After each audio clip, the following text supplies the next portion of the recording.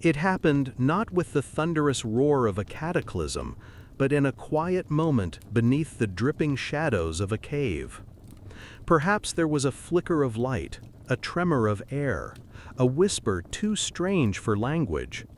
No one who saw it could describe it exactly, for it felt like the world itself held its breath. One heartbeat, their world was bounded by stone, moss, the persistent hum of insects, and the crackle of fire. The next, the air grew sharper, colder, carrying the distant vibration of something vast and unknowable. The ground beneath their feet seemed unchanged, rough stone, familiar dust, yet when they glanced up, everything was different. At first, confusion clung to them like morning mist. The flicker of their own fire still danced on the walls, but it paled against the alien gleam that seeped through the cave mouth, a light impossibly bright, pale like the belly of a fish, flickering with strange colors. They moved toward it warily, stone tools in hand, hearts pounding with the silent question every living creature asks in the face of the unknown, friend or foe. The familiar smells of damp earth and wood smoke faded beneath the sharper, metallic tang of something new. The quiet, so absolute in their night world, was replaced by an endless chorus, a rumble like distant thunder, shrieks, hums, and something that pulsed deep in the belly like the rhythm of a beast too big to imagine. As they stepped from shadow to this bright, blinking edge of the world, their senses reeled. Their cave, once a fortress, was now only a hollow in the earth, perched beside a landscape too strange for the mind to accept. Before them, the ground was hard and black, smooth as water yet rough to the touch. A road, though none could know the word. It gleamed under the blue-white glow of streetlights. On either side, buildings soared into the sky, glittering and cold, their sides alive with shifting pictures, impossible shapes, moving colors brighter than fire. Above, the stars themselves were lost in the haze, replaced by red and green eyes that blinked and shifted without reason. For a long moment they could only stare. The oldest among them gripped his stone axe tighter, chest heaving.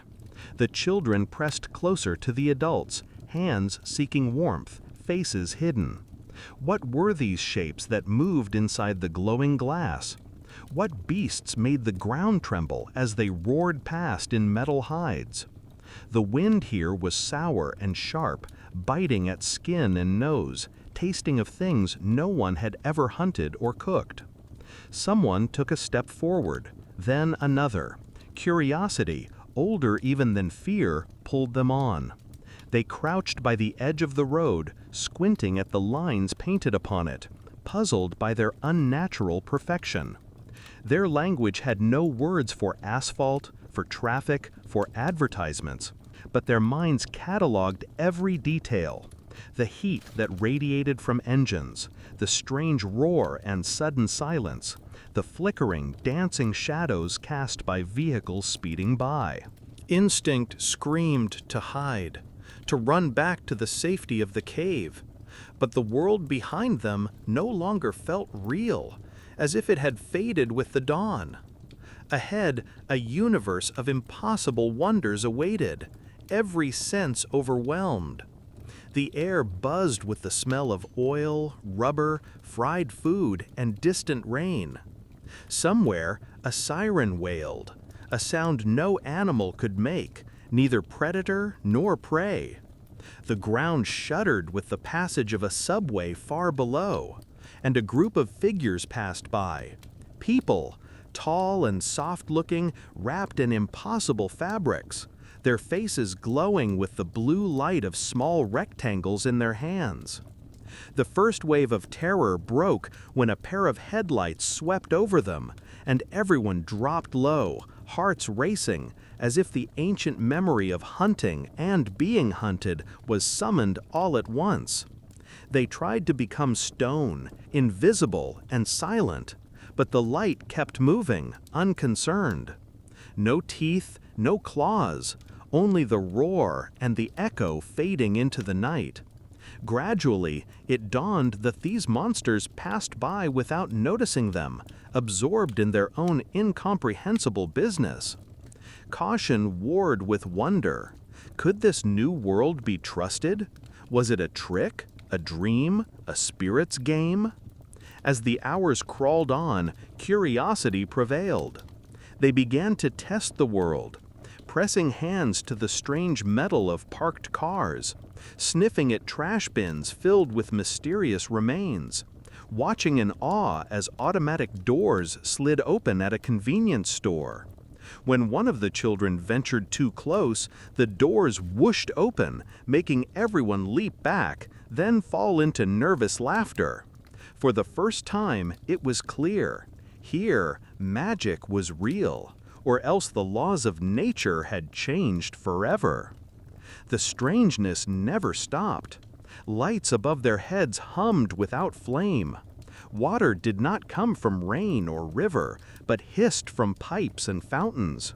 Even the earth itself was no longer soil, but tile and stone, warm in places, cold in others. Every moment brought a new riddle. How did the lights work? Why did the people not carry stones or spears? What kind of animal wore clothing so fine it seemed like skin? Their first attempts to speak to these new people failed. Words were met with startled glances, laughter, or swift steps away. The cave dwellers watched as these strangers disappeared into buildings, emerging again with bundles of food, shiny objects, even pets that walked on leashes. At night, the city quieted, but never truly slept. Always a hum, a glow, a presence in the distance, like the breathing of a giant. Their own small group huddled closer, drawing comfort from familiar faces. Hunger and exhaustion mingled with adrenaline. Should they search for food? Where could they hide from the wind, the eyes, the unknown dangers? The youngest, shivering, pointed at a dark space beneath a stairwell, a place that felt a little like the mouth of a cave. They crept toward it, hearts pounding, senses straining. For tonight, it was enough to be sheltered, unseen, a fragment of their old world clinging to the edge of the new. Yet even as they curled up together, sleep was slow to come. Every sound was strange. Every shadow hinted at possibilities and dangers that no story had ever prepared them for. And through it all, one question echoed silently in the mind of every traveler from that far, lost time. What does it mean to find yourself at the threshold of a new world, armed with nothing but memory, instinct, and the hope that somewhere, even here, a home can be made? Emerging from their makeshift sanctuary, the small tribe of cave people blinked in the artificial twilight of the city, their senses straining against an onslaught of sights and sounds for which they had no words, no stories, not even the wildest dreams of their ancestors. The city sprawled in every direction, a living labyrinth of shimmering lights, concrete canyons, and glass towers rising like the bones of forgotten gods. The world they had known, one of trees, stone, water, and fire, was gone, replaced by a reality so dense and layered that even the air felt heavier, thick with the pulse of a million restless lives. For a moment, the group stood utterly still, their bodies pressed together for comfort. It was not merely fear that gripped them, but a deep bewilderment, a bone-deep confusion that made every detail seem larger and stranger. They watched as streams of people rushed past, each clothed in fabrics more colorful and intricate than anything they had seen. The clothes clung tight to the body, fluttered in the wind, reflected the city's glow. Garments made not from hide or fur, but but from impossible threads and mysterious patterns. These modern people seemed to float through the world, eyes locked on glowing rectangles, ears plugged with tiny buds, lips moving in silent conversation with absent friends. For the cave dwellers, every movement was a puzzle. Why did no one look up? Why did the faces around them flicker between exhaustion and indifference, eyes glazed by the endless glow?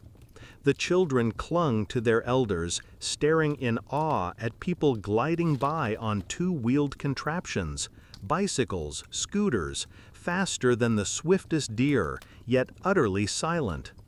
Somewhere, a distant siren wailed, its sharp note cutting through the city like the call of a wounded animal, and the entire tribe froze, breath caught, eyes wide.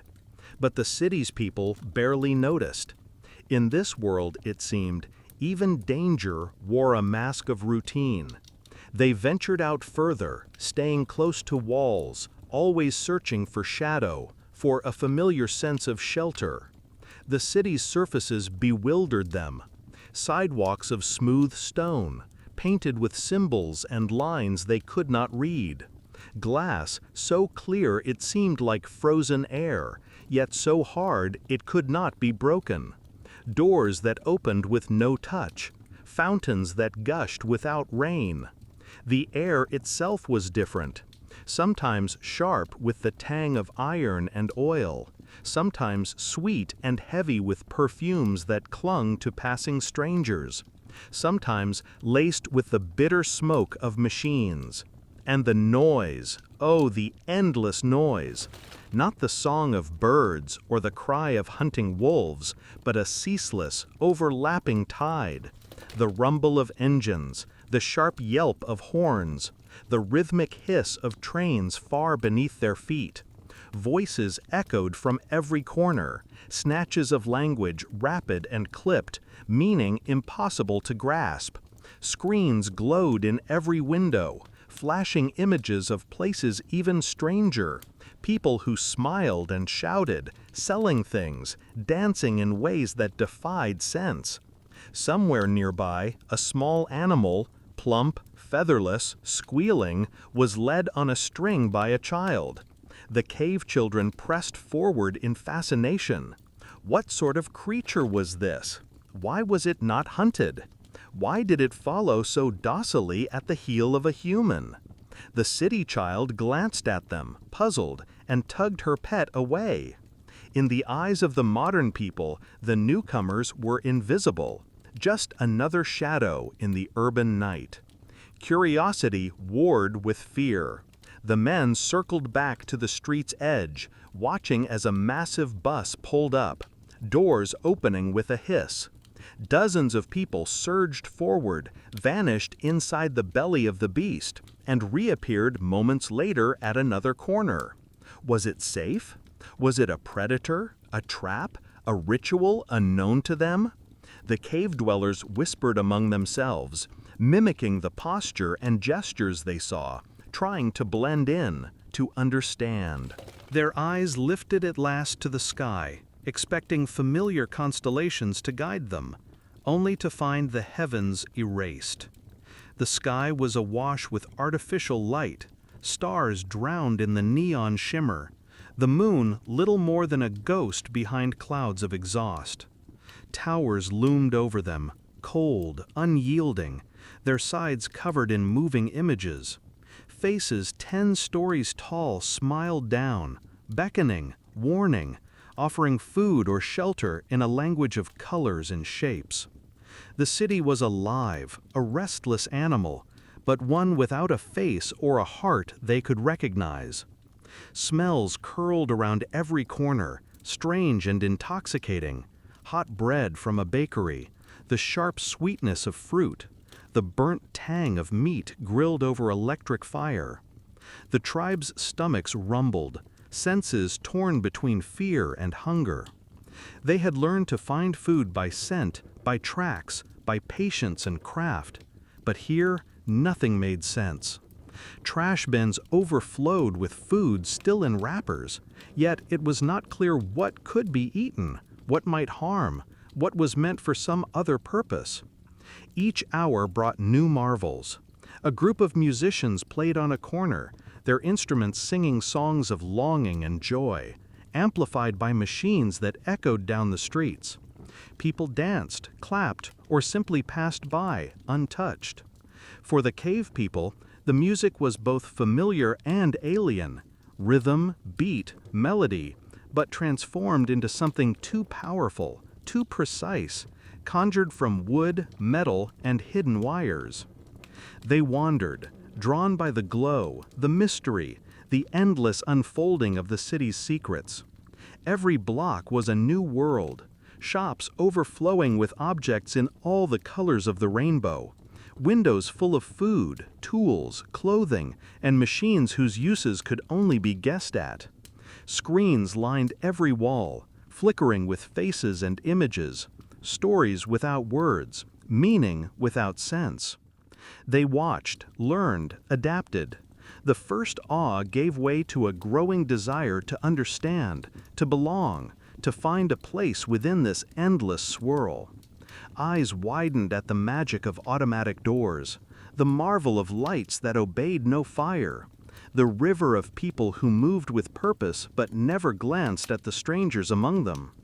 It was not fear alone that kept the cave dwellers on the edge of things, but the dizzying sense that, here, anything might be possible. A world of stone and shadow had given way to a new reality, a jungle of glass and steel, noise and light, where the ancient rules of survival would be tested, challenged, and rewritten with every breath. Instinct is a silent guide, older than memory, speaking in the pulse of blood and the ache of cold.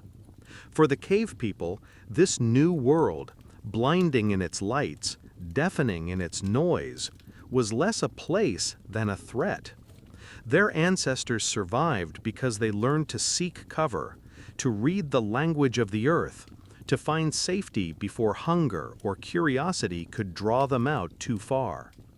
Now, in a landscape of glass and metal, the urge to shelter welled up inside them with every unfamiliar sound. Every blast of wind funneled through concrete valleys, every gaze from a stranger that felt too sharp, too knowing. Huddled in the shadows, they watched the city flow around them. Some part of their minds, ancient, animal, searched for patterns, for the comfort of boundaries and the promise of concealment. The open spaces made them uneasy. Streets were broad and exposed, filled with moving shapes that did not slow, did not see. Parks beckoned with the ghost of trees and grass, but even these green islands were littered with strangers, benches, lamps that glowed all night, denying darkness its refuge. A few ventured close to the edge of a playground, drawn by laughter and the unfamiliar shapes of swings and slides. The place was scattered with bright plastic and the echoes of children, but it offered little privacy, no thick undergrowth, no rocks to hide behind. The soft ground felt strange beneath bare feet, and the scents, rubber, sugar, something chemical, were both intriguing and off-putting. There was nowhere to disappear, nowhere to become invisible. In this city, even the night seemed to have eyes. One of the elders remembered the comfort of stone, the hush of a cave, the cool press of earth overhead. Eyes narrowed, scanning the city for anything that whispered of shadow, of depth, of places the light forgot. It was beneath a bridge that they found their first real shelter. The span arched above them, humming with the rumble of traffic, its belly cloaked in shadow. Here concrete pillars rose like ancient trees, their bases decorated with strange drawings and letters sprayed in wild, colorful patterns. The ground was hard, littered with gravel and scraps of paper, but the air was calmer, the sounds muffled. Above, the city hurried by, unaware. Down here, the world was still, a hidden place, neither wholly inside nor out. The group crept beneath the bridge, nerves jangling with every new noise. They huddled together, backs to the wall, trying to remember what safety felt like. It was not a cave, not really. The smell was wrong, sharp with urine and rust, not damp with moss and stone. But it offered what they needed most, a place to gather, to rest, to hide from the relentless gaze of the city. Some pressed hands to the cold concrete, feeling for vibrations, listening for danger. Others stacked bits of cardboard and discarded fabric, trying to build a nest, a memory of home. Yet not all were content to stay beneath the bridge. A few, emboldened by the need to explore, crept toward the mouth of an alleyway, drawn by its shadows and the promise of escape. The alley was narrower, darker, walls closing in above, blocking out the neon sky. It felt closer to what they knew, a corridor of quiet where the city's roar faded to a distant hum. But even here, nothing was truly safe.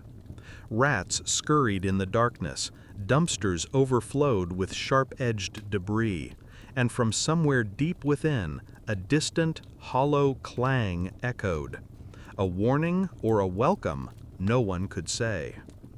Still, the urge to shelter pressed them on.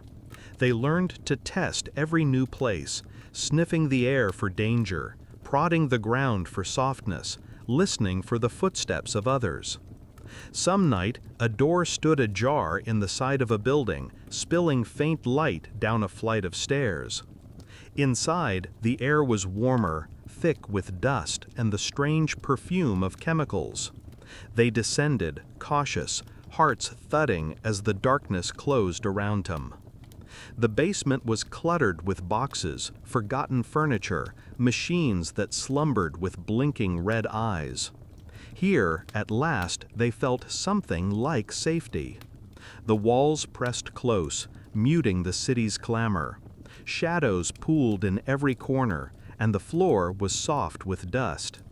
It was a place to rest, to regroup, to gather the tribe and whisper plans in the darkness. For a moment, the ache of exile softened. The city, for all its alien ways, had places where the ancient instinct for shelter could find purchase. Beneath bridges, in basements, deep in the cracks between its bright, relentless surfaces. Every new hiding place was temporary, a patch of safety in an ocean of uncertainty. But in each one, the ritual repeated. Touch the walls, feel the ground, listen for threats, gather the tribe close. Shelter, always shelter. In the world of the city, it was the first rule that had not changed, the one thread that bound past and present. It was here, huddled in borrowed shadows, that the first glimmer of hope returned. The fragile idea that, even in a world without caves, it might still be possible to find a home.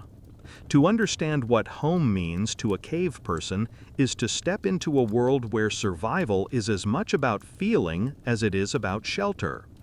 For these ancient travelers, a home was never a matter of square footage or fashionable address.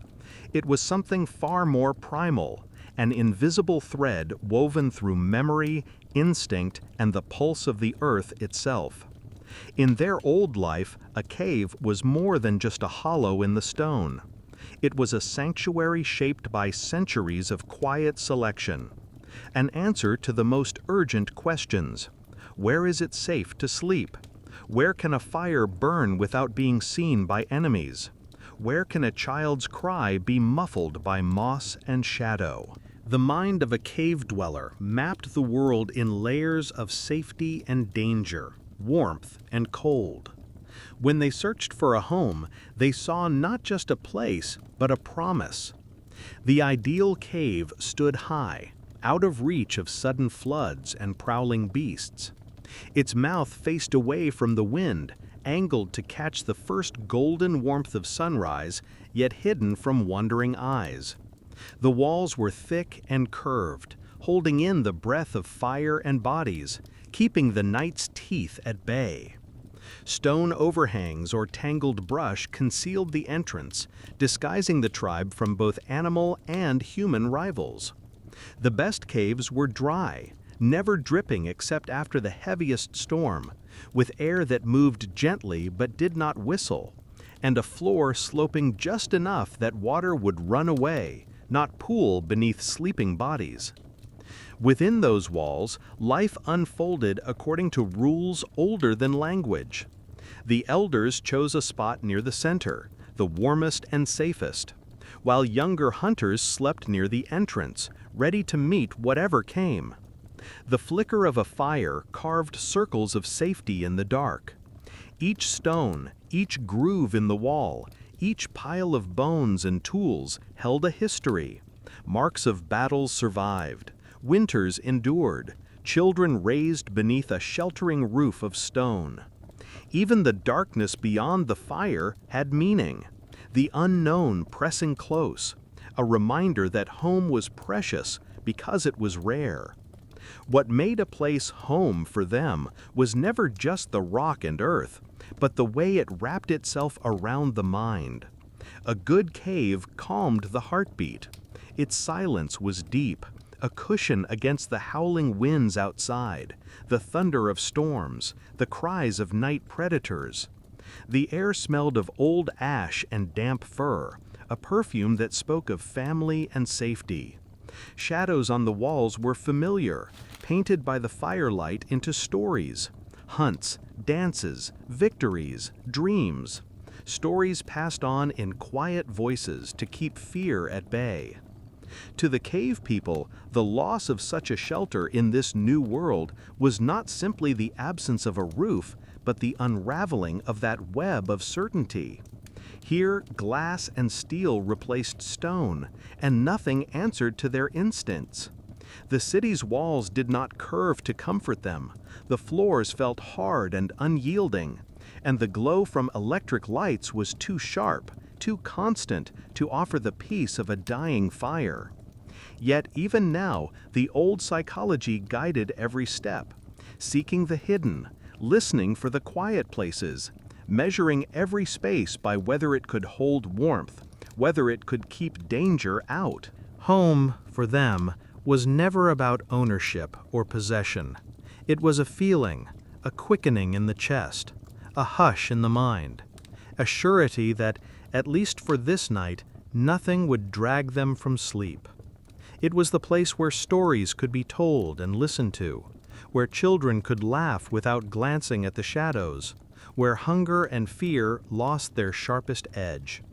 The cave was the cradle of hope, the first spark of civilization in the long night. Even in this world of skyscrapers and engines, that longing for shelter, for belonging, burned just as fiercely, drawing them ever onward in search of a space that could become, once again, a true home.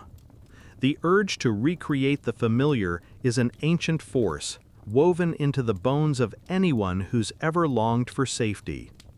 As the cave people wandered deeper into the city's tangled heart, that yearning began to shape every action. The memory of stone walls and firelit shadows tugged at them, a quiet whisper that urged them to look for something, anything, that might bring a sense of home to this place of cold surfaces and restless movement.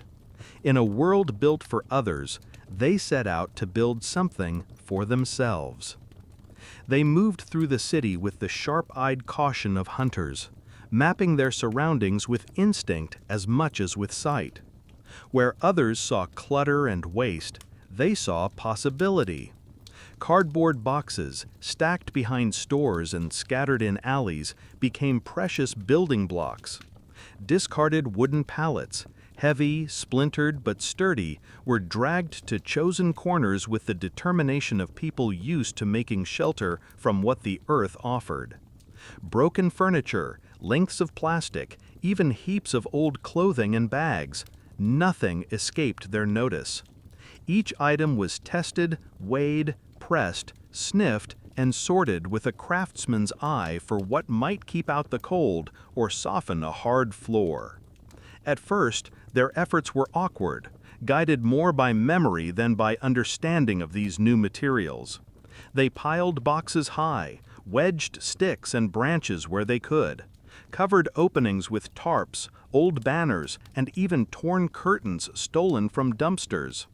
The walls that rose around them were patchwork, fragile, uneven, but already offering a hint of comfort. It wasn't a cave of stone, but when they crouched inside, away from the wind and the glaring lights, it felt closer to the world they remembered.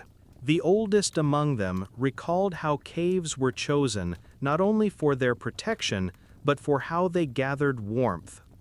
The city, with its endless chill and damp, demanded new solutions. They scavenged bubble wrap and newspaper, layering them beneath old coats to trap the heat. Someone found a broken space heater, and though its workings were a mystery, it became a prized object, set at the heart of their new den, a totem of modern magic, even if it never glowed or hummed. As the days passed, their shelters became more ambitious.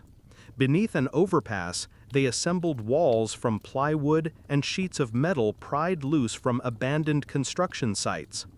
Roofs were patched with plastic tarps and plastic bags weighted with bricks.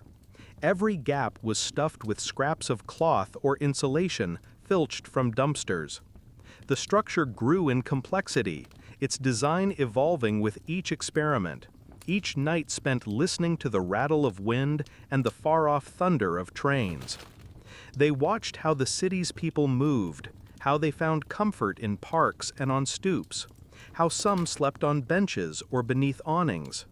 With time, the cave people began to blend the lessons of their old life with the patterns of the new. They ringed their shelters with objects that could serve as warnings, cans that would rattle if kicked, piles of pebbles to mark territory, bits of shiny metal to catch the eye of any approaching stranger. Familiar rituals took on new forms. Instead of piling stones at the entrance, they stacked crates.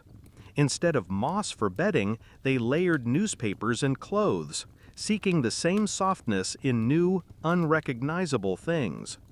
Inside their improvised cave, fire was forbidden by the city's laws and the ever-present risk of discovery. Instead, they learned to gather light, flashlights scavenged from trash, half-dead batteries hoarded with care, candles hidden in jars for nights when the city seemed darkest. Even without flames, the glow felt comforting, casting shadows on their patched-together walls, giving shape to stories in the flicker of artificial light. The psychology of shelter persisted. Each space was measured not only by its physical strength, but by its ability to offer privacy, warmth, and a sense of being hidden. The best corners were those where noise faded, where the eyes of the city could not intrude.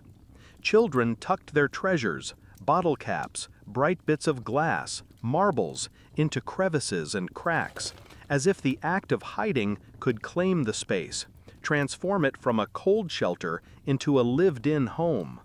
Every attempt, every structure was a negotiation between the known and the unknown.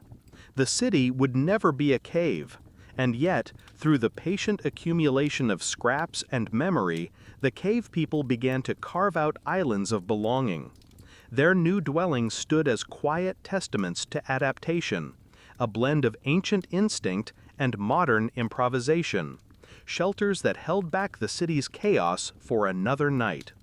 The act of building was, in itself, an act of hope, a reminder that even in a world of glass and steel, the old desire for safety and warmth could still find a place to grow. To hands shaped by centuries of stone and wood, the materials of the city were like something conjured out of dreams, unnaturally smooth, cold, and endlessly varied. The cave people, moving through the world of concrete and glass, learned to see everything with a mixture of suspicion and wonder.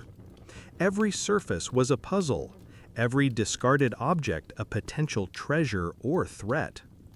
They had once built with rock, branch, and hide, trusting their senses to judge what would last against rain and time. Now they confronted the unfamiliar. Concrete was the first mystery, so common and unyielding that it seemed part of the landscape itself. Its surface was rough yet uniform, stretching in vast slabs beneath their feet, climbing in columns, supporting the city's weight like the ribcage of some giant animal. They tested it with cautious fingers, struck it with stones, listened for a response. Concrete did not splinter or crumble like wood or stone. It absorbed the force, cold and silent. Its grayness offered little comfort, but its strength was undeniable. Beneath overpasses and in alleyways, it gave shelter, not soft or warm, but solid, unmoving, the kind of barrier that no beast could break. If a storm struck, they reasoned, this would stand. If danger came, it could not be clawed through or burned away. Glass, in contrast, was a substance of contradictions. It seemed invisible until it wasn't. Hard, brittle, clear as water, yet sharper than any blade. The cave people gazed at the city's windows with a mix of awe and unease. To them, a wall was meant to protect, to shield from sight. Yet here were walls you could see straight through, catching reflections, twisting light. At first, they tried to pry glass from broken frames, hoping to use it as they would a flake of flint. But glass cut deeper and with less warning, drawing blood for the smallest mistake. Its edges were treacherous and its strength uncertain. A friend when whole, a hidden danger when shattered. Still, its transparency held a fascination. It let in the sun, opened spaces to the world, but never truly belonged in the logic of shelter and hiding. Plastic was another marvel, softer and lighter than bone, yet refusing to rot or decay. They found it everywhere, bags tangled in fences, bottles rolling in gutters, sheets fluttering from scaffolding. It bent, twisted, and snapped, but it could also be shaped, layered, used to keep out rain and wind in ways no animal skin ever had. They learned quickly to use plastic for insulation, for makeshift roofs, for lining the places where water pooled. Some plastics were thin and weak, others thick and almost leathery, resistant to both heat and cold. In time, they came to value its versatility, even if its touch never warmed and its colors always seemed out of place, bright, artificial, at odds with the earth tones of their memories. Metal was the most confounding of all. It gleamed in the sun, sang under their fingers, and carried a chill deep from within. Once, the cave people had known only the occasional meteorite, rare, mysterious, impossibly hard. Now, metal was everywhere. Fences, cans, wires, tools, even the bones of the city itself. They tapped it and listened, learning to judge its strength by sound. Some metal was soft, easy to bend. Some resisted every effort, demanding the leverage of both hands or the clever use of found stones. Metal did not burn or break, but it could slice or crush with terrifying ease. It offered protection, heavy grates for doors, panels for walls, but also danger, from the bite of a rusty nail to the shock of a live wire. Every new material demanded a fresh understanding, a rewriting of old instincts. The cave people began to see how concrete could become a shield, how glass could be both window and weapon, how plastic could offer shelter, and how metal could be fashioned into tools or barriers. But there was always a learning curve, a series of experiments marked by bruises, scrapes, and the occasional lucky breakthrough. They watched the city dwellers closely, imitating what worked, layering cardboard and plastic for warmth, scavenging metal rods for defense, choosing places where thick walls and heavy doors promised a night without interruption. In the end, the materials of the modern world became both challenge and opportunity. They lacked the warmth of fir or the familiarity of stone, but in their own way, they offered new forms of safety, if only one learned how to use them. Every day, the cave people grew more adept, turning the city's refuge into refuge. With each experiment, each adaptation, they found a little more confidence, a little more power to shape their own corner of this strange, brilliant, unyielding world. The landscape of survival had changed, but the ancient desire for comfort and protection remained, shaping every choice, every shelter, every night spent beneath the city's cold, shining skin.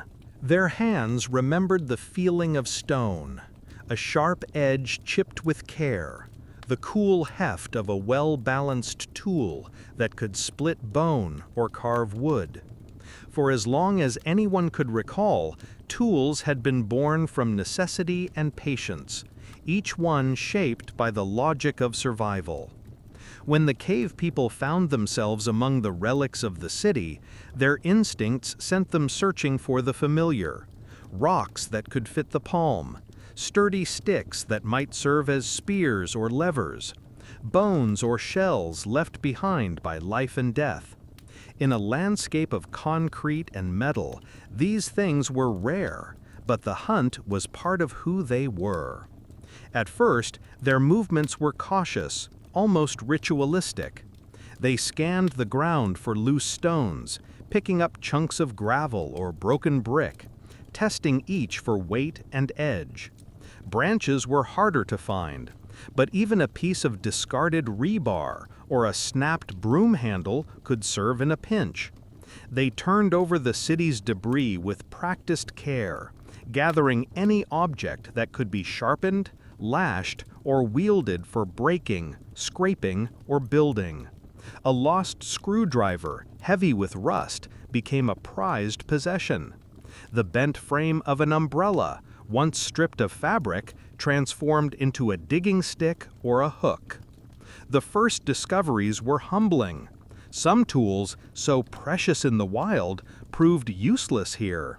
Stones too soft, branches too short or brittle. Yet necessity made them resourceful. Pieces of wire became binding ties. Sharp tin can lids stood in for blades. Broken tiles were pressed into service as scrapers or wedges. Old habits resurfaced. They tested materials with teeth and fingertips, judged strength by bending and twisting, measured usefulness in the language of risk and reward. Then came the real marvels, the city's hidden magic. Tools so powerful, so precise, that at first they seemed beyond understanding. In an abandoned shed, they stumbled upon a toolbox left behind by some long-gone worker. The contents were like artifacts from a future they could barely imagine. Hammers with metal heads, pliers that gripped tighter than any bare hand, screwdrivers in shapes never seen before, saws that could cut through wood or plastic in a few strokes. There were objects that buzzed and whirred, that spat sparks or glowed with the push of a button. Power tools, silent and mysterious until awakened, startled the cave people into laughter and fear. Cautiously, they experimented. The hammer became a favorite, its weight familiar yet more potent than any stone. With it, they could drive nails through wood, crush cans flat, break apart stubborn obstacles. The screwdriver unraveled the secrets of metal boxes, opened locked doors, dismantled broken machines. The saw, at first frightening in its jagged precision, turned out to be a gift. With it, they could shape found wood into usable pieces, turning old crates into benches, pallets into shelter frames. Yet these tools brought new challenges. Metal edges could bite deeper than flint, and the unfamiliar force of a drill or sander was difficult to control. There were moments of triumph, when a stubborn bolt gave way, when two boards fit together as if they belonged, and moments of frustration, when batteries died or sharp bits snapped off in the middle of the job. Still, each success bred confidence. They learned to recognize the symbols and switches, to coax machines into life, to use leverage and torque in ways their ancestors would have understood, even if the means were new. Bit by bit, the cave people assembled the toolkit that bridged eras. Stone and bone gave way to steel and plastic. The simplest objects, a length of rope, a sturdy nail, a chunk of duct tape, became as valuable as fire. Their shelter grew stronger, more complex, shaped not only by memory, but by the power of these new tools. Tasks that once required hours of scraping or pounding could now be finished in minutes. The work changed them. Their hands grew calloused in different ways. Their eyes learned to spot useful objects in the chaos of urban waste. This blend of old instinct and new technology was transformative. The cave people found themselves dreaming bigger, imagining shelters that were warmer, safer, more comfortable than anything they had ever known. The city, once a threat, became a source of endless raw material, its tools the keys to a future no ancestor could have pictured.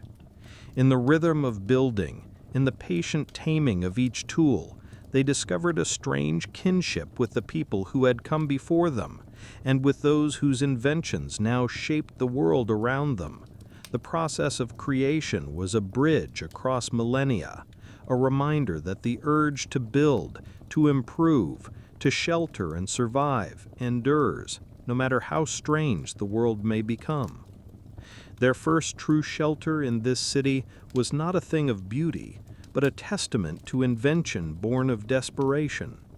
The cave people, guided by instinct and memory, worked quietly through the restless hours of the night, their hands searching through alleys, construction sites, and forgotten corners for anything that might serve as a wall, a roof, a place to gather close and breathe in peace. Where once stone and wood had been their salvation, now it was the city's endless debris, each discarded item, another piece in the puzzle of survival. It began with a discovery behind a row of shops, a pile of old advertising banners, heavy vinyl sheets thrown out after some forgotten sale. Their colors were garish, their printed promises meaningless, but the material was strong and weatherproof. With practiced gestures, the cave people stretched these banners between a pair of metal fences, weaving them together until they formed a barrier against the wind. The seams flapped and shivered in the breeze, but for the first time there was a wall, thin, bright, and unexpectedly tough. Next came the floor, cobbled together from flattened cardboard boxes scavenged from supermarket dumpsters. Layer after layer softened the cold concrete beneath, providing a patch of insulation that felt almost like the pressed leaves and moss of a forest den. When rain threatened, plastic bags were tucked between layers, trapping warmth and keeping out the damp. Each new addition made the shelter a little more habitable, a little more like something that could hold off the world for another night. Their roof was a patchwork marvel, a frame of bent shopping carts and scavenged broom handles, draped with plastic tarps, strips of packing foam, and even an old umbrella with its fabric half torn away. The construction was awkward, more nest than house, but it held together beneath the weight of a sudden downpour. Water beaded on the surface and slid away, the sound oddly soothing, reminiscent of a storm echoing in the hollow of a distant pave. To create a sense of security, they built up barricades around the entrance, a heap of crushed soda cans, a curtain of knotted cable and wire, broken pallets leaned together as a makeshift fence. The effect was a confusing tangle, uninviting to any passerby, full of sharp edges and uncertain footing, but strangely comforting for those within. Inside, the space was dim, lit by the soft, shifting glow of the city beyond. Pockets of warmth formed beneath piles of old clothes and blankets, while the farthest corners remained in shadow. Children found treasures in the trash. A string of battery-powered fairy lights, still flickering, was hung above the entrance like a talisman. Marbles and colored bottle caps were pressed into gaps in the cardboard walls, transforming dull surfaces into playful mosaics. Even the act of decorating became a way to claim space, to carve out a corner of belonging in an indifferent city. At first, every gust of wind or distant siren made them flinch, bracing for the collapse of their fragile haven. Yet night after night, the shelter held. The city's rhythms became familiar. The hum of traffic, the rush of footsteps, the mechanical clatter of garbage trucks before dawn. Each sound, once a warning, was now a backdrop to whispered stories, laughter, and the quiet rituals of settling in. Food was gathered, water fetched from public fountains or shared by sympathetic strangers, and the day's discoveries recounted in the hush of evening. Their shelter was never finished, only transformed.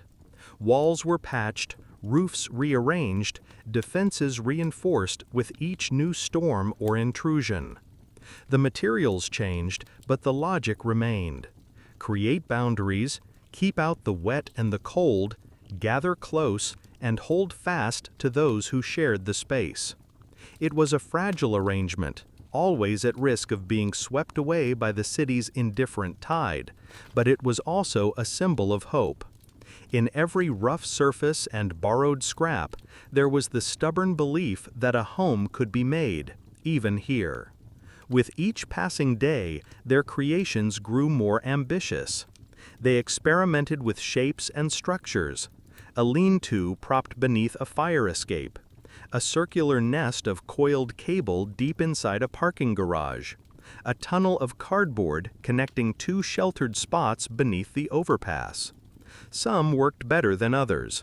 Some collapsed in the rain or were discovered and swept away by the city's caretakers. But with every failure came learning. With every night survived, a growing confidence that even the harshest landscape could yield to patience and ingenuity. Their shelters, part cave, part nest, part city ruin, became the testing ground for new ways of living, blending ancient memory with the strange abundance of a modern world. Each prototype was more than just a shield against the elements. It was a statement of persistence, a promise whispered in the language of cardboard and wire, plastic and hope, that shelter could always be built so long as there were hands willing to try. At first, the city's miracles were almost invisible, unnoticed in the blur of survival, lost amid the daily scramble for shelter and food. But as the cave people's eyes and minds adjusted to their new surroundings, curiosity took hold, tugging them toward the unknown wonders humming just out of reach. Even as they built their primitive nests of cardboard and wire, strange phenomena flickered all around. A subtle warmth drifting from metal vents, a light shining with no fire, a chorus of clicks and whirs from hidden corners. The world seemed haunted not by spirits, but by a restless energy, everywhere and nowhere at once. It was water that captured their attention first. Not the old, hard-won water of river, rain, or melting snow, but something cleaner, closer, something summoned at will. They found it in a public restroom, drawn by the scent of damp and the trickling sound that echoed against tile. With hesitant fingers, they pressed a handle, and water burst forth, cold and clear, filling their cupped hands and tumbling away into a mysterious abyss. Shock gave way to delight. They laughed, splashing each other, marveling at the power to call water from the walls. But there was caution too, a wariness born from lives shaped by scarcity. They peered under sinks and behind pipes, seeking the source, half convinced that some trick or monster might be hiding inside. The idea that water flowed without digging, without rain, was as unsettling as it was miraculous. Electricity was the next enigma, light without flame, warmth without wood. Their first encounter was in the dim corner of their shelter, when a lost child twisted a plastic dial and, with a faint click, a lamp sputtered to life. The glow was bright, sharp, almost hostile, casting hard shadows that shrank and leapt as they moved. Fear mingled with awe. The adults warned the children to keep their distance, half expecting the light to bite or burn. Even so, the promise of light that could be summoned and banished at a whim was intoxicating. They watched the city people, how they pressed switches, turned knobs, pulled cords, and slowly mimicked these rituals, each experiment braver than the last. Sometimes the city's magic was terrifying. The first time an elevator opened with a ding and a rush of air, the tribe recoiled, thinking it a trap, a mouth in the wall ready to swallow them whole.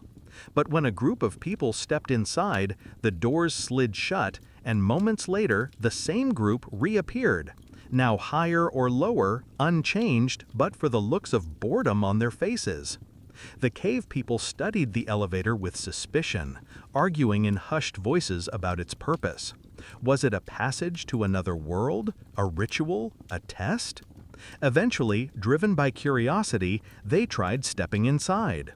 The sensation of movement without walking, the hum beneath their feet, left them clutching the walls, wide-eyed and breathless.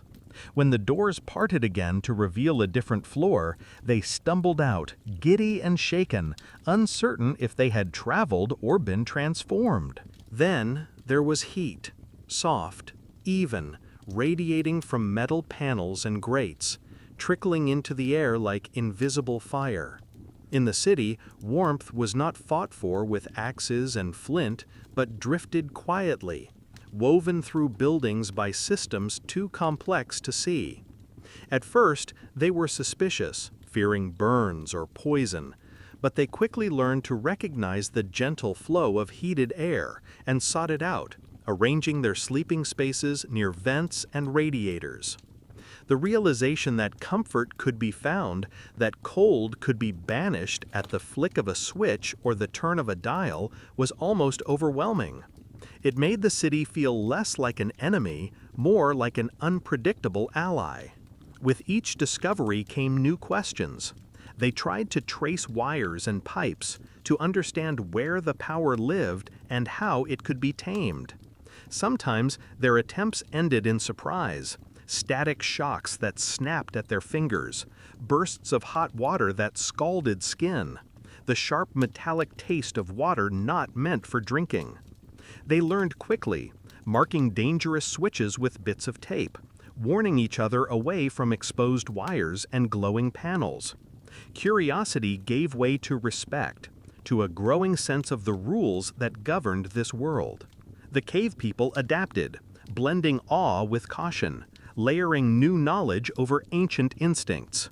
They began to trust the lamp in the corner, the gentle warmth at their backs, the water that flowed without end.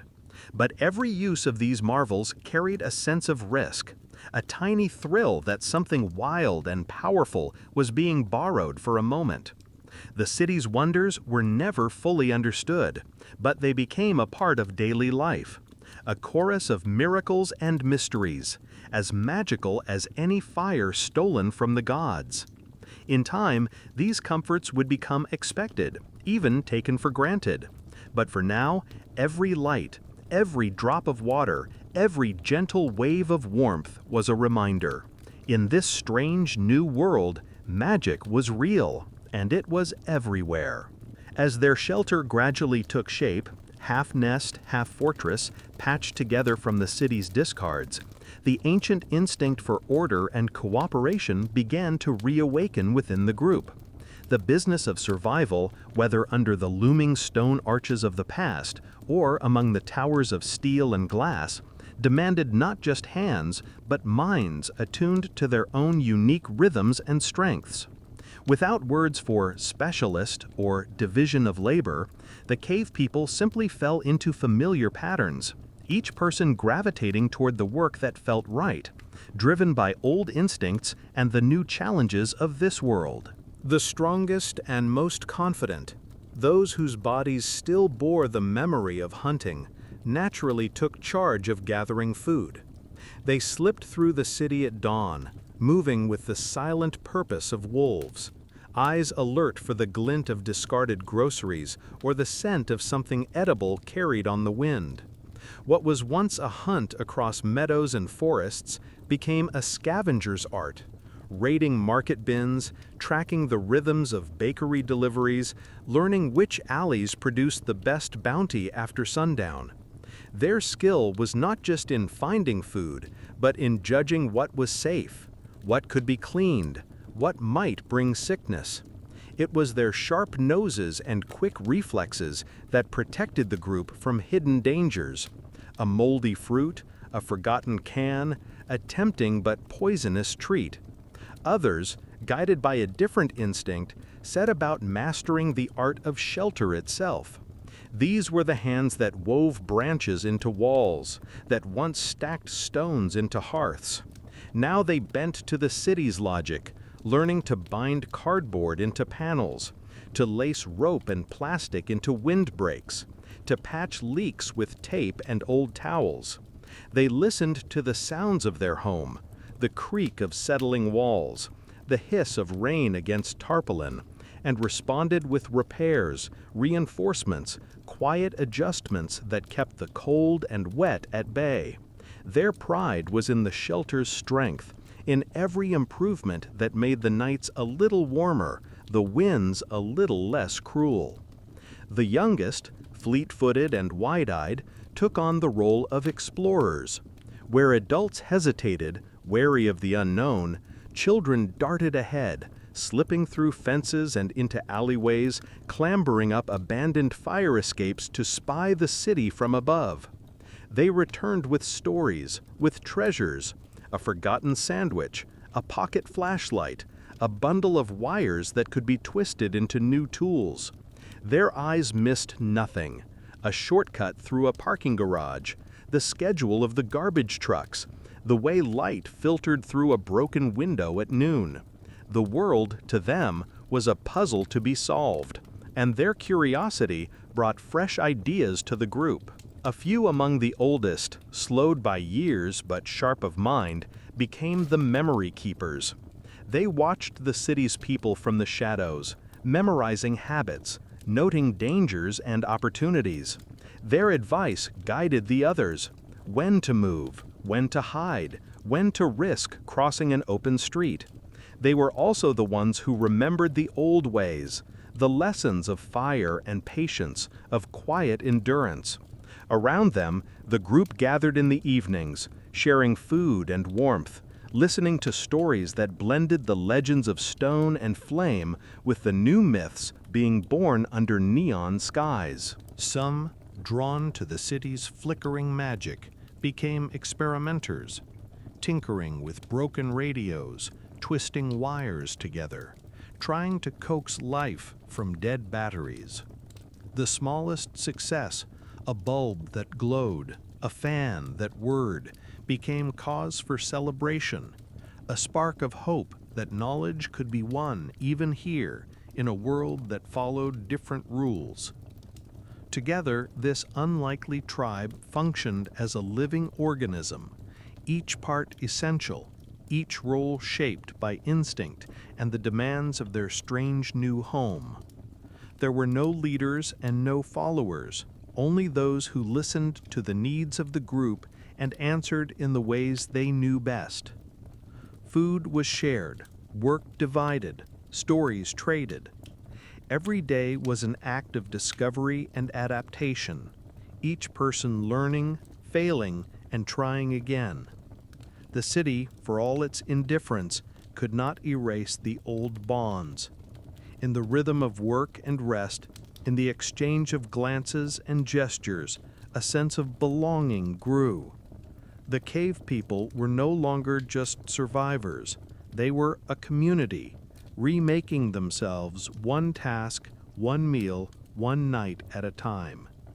Their shelter might be fragile, their future uncertain, but within the boundaries of what they had built, every person found a place, a purpose, and the comfort of knowing they did not face this new world alone. To the cave people, the world of furniture was at first as bewildering as the skyline itself, a landscape of shapes and materials that seemed to serve every purpose except the ones they knew. Chairs and tables, mattresses and shelves, bins and beds. Each object was a riddle to be solved, a tool to be tested, a potential trap or treasure. At first, caution ruled their every move. The instinct to judge by strength, by usefulness, by the way something felt in the hand or supported the body, guided their decisions far more than the lure of comfort or appearance. Some discoveries were immediately welcomed. Mattresses, though heavy and awkward to carry, were embraced as treasures, their softness an unimaginable luxury after a lifetime of sleeping on stone, moss, or dirt. Dragged from alleys or salvaged from discarded piles, they became not just beds, but the heart of the shelter, a place for warmth, for gathering, for the exhausted collapse at day's end. Pillows were hoarded with glee, their shapes experimented with, pressed, torn, and eventually clutched in sleep by the youngest and oldest alike. Blankets and quilts, especially, held the power of magic. Their warmth was instant, their weight comforting, their colors and patterns strange but cheerful in the dim glow of the city. Wrapped in layers of fabric, the group felt safer, more hidden from the unfamiliar world beyond their fragile walls. Yet not all objects passed the test. Chairs, at first, inspired fascination. The idea of perching above the ground, of sitting rather than squatting or kneeling, was alien and slightly amusing. Some found them unstable, tipsy, too easily toppled for comfort. Others grew to love them, especially when paired with a table, a flat surface so useful for sorting finds, mending clothes, or sharing food. Still, in moments of fatigue, the urge to settle close to the ground, to curl up by the wall or around the warmth of a shared blanket, won out more often than the promise of a modern seat. Couches and armchairs, with their soft arms and deep cushions, were met with suspicion and delight in equal measure. For some, the feeling of sinking into their depths was unsettling, a loss of control or alertness. For others, it was an unexpected pleasure, a softness that promised rest, and for a moment made the city's hardness fade away. Other furnishings seemed utterly useless or worse, dangerous. Glass-topped tables were avoided after one too many painful encounters, edges too sharp, surfaces too fragile, shattering in ways that startled and wounded. Tall bookshelves, when toppled in curiosity, became hazards rather than help, while fragile lamps and intricate ornaments offered no comfort and broke with little provocation. Drawers and cabinets, once their purpose was discovered, became valued for their ability to hide and protect. The instinct to store, to cache, to create secret places for treasures and food found a new outlet in these strange boxy constructs. Yet wardrobes and closets, dark and deep, felt too much like traps. Few dared to climb inside for fear the door might close and the world vanish. Mirrors caused confusion and a touch of fear, their reflections too vivid, too lifelike, whispering of spirits or doppelgangers in the half-light of the shelter. Rugs and carpets, soft underfoot, were quickly claimed, layered for insulation, for warmth, for the quiet hush they brought to each step. Some objects were simply ignored. Televisions, heavy and dead without the pulse of electricity, were repurposed as shelves or barricades. Electronic gadgets, when found, were poked and prodded, but unless they glowed or hummed, they became little more than curiosities, soon cast aside in favor of more tangible comforts. Through trial and error, the cave people learned to trust their senses over the promises of modern convenience.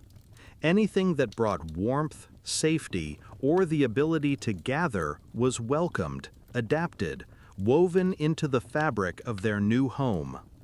Everything else, too fragile, too strange, too complicated, was left behind, a relic of a world still more mystery than friend. Slowly, a new logic emerged, usefulness measured by touch, by weight, by the quiet promise of a night's sleep or a shared meal. The city's furniture was picked over, chosen, repurposed, and cherished, not for how it looked, but for what it could do, how it could help make a space, for a little while, feel less like a shelter and more like a home. Survival in this strange new land was never just a matter of gathering things. It was a battle against the relentless unpredictability of the city. The cave people learned quickly that every comfort won brought with it a tangle of new problems, and each solution only uncovered more of the city's hidden challenges. Safety, food, warmth, fire, the essentials of life were suddenly shaped by rules as unfamiliar as the skyline itself. Shelter, no matter how cleverly built, was always vulnerable. Rain did not fall gently here. It battered down in icy sheets, sneaking through every gap, pooling on the floors no matter how many layers of cardboard or rugs they stacked. Plastic tarps, so prized for their water resistance, sagged under the weight of collected rain, sometimes tearing with a sudden, disheartening rip. Leaks appeared overnight, and the warmth painstakingly gathered by blankets and mattresses was chased away by drafts and dampness. Some nights, the only escape was to huddle together in the driest corner, waiting out the storm and whispering old stories to keep fear and frustration at bay. Food was another riddle, shaped by the city's indifference and excess. The first scavengers returned triumphant with armfuls of bread, bruised fruit, and packaged goods, only to discover that much of it was spoiled or inedible. Cans with mysterious markings, strange new flavors, and foods wrapped in plastic presented both hope and risk. Without fire, some meals were cold and unpleasant, and others, meat or fish left too long, were simply too dangerous to eat. Hunger grew sharper on these nights, a reminder that the city, for all its plenty, could still be a desert for those who did not know its ways. Fire itself became an object of longing and frustration. In the old world, it was the heart of every camp, the source of warmth and safety, light and cooked food. Here, fire was forbidden, watched for by city dwellers and authorities alike. The smallest wisp of smoke might draw unwanted attention. The tribe tried in secret to spark a flame, a hidden corner behind a dumpster, a cautious experiment with matches or lighters scavenged from trash. But the risk always felt too great. When they succeeded, the flicker was small, smothered quickly if footsteps approached. More often, they relied on layers of blankets and body heat, the memory of fire burning only in their minds. Safety, too, was never guaranteed. The city never truly slept. At night, strangers sometimes wandered close, drifters, the curious, the desperate, sometimes friendly, sometimes not. Theft was a constant threat. Food disappeared, blankets were snatched, the precious string of lights went missing more than once. Fights broke out in nearby shelters, and the distant wail of sirens signaled dangers that the cave people only partly understood. They learned to post silent watches through the night, to fortify their shelter with heavy furniture and piles of cans that would rattle an alarm if disturbed.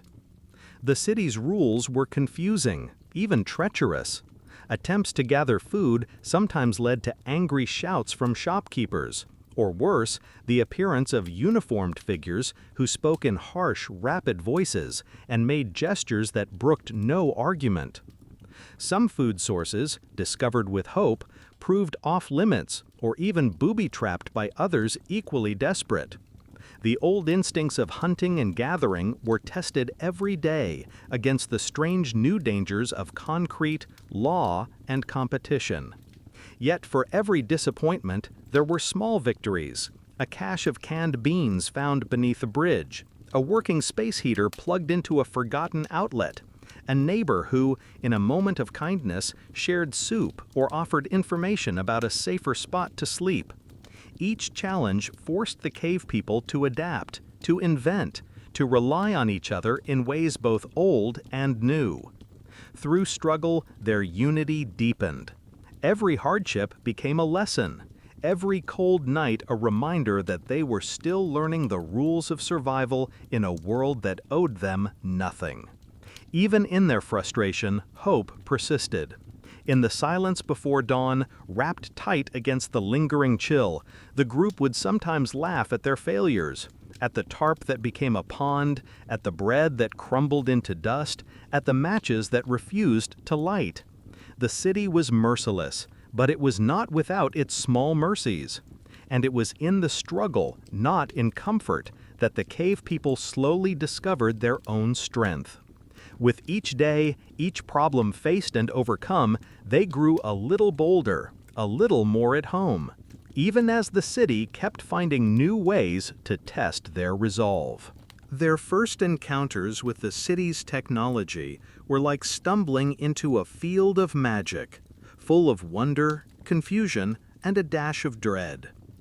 To the cave people, every device was a riddle to be puzzled over, a secret waiting to be coaxed from metal, glass, and wire. These objects, silent and inscrutable until awakened, seemed to pulse with a strange energy, and each experiment was an act of courage and curiosity. The discovery of a phone lying cracked on the sidewalk was a moment of collective awe. At first, it was nothing more than a shiny stone, cold, smooth, and oddly heavy. When a child pressed the power button, the screen flashed to life, startling everyone with its brightness and a burst of color. It was a slab of light that responded to touch, revealing faces, voices, maps, and sounds, all trapped beneath the surface.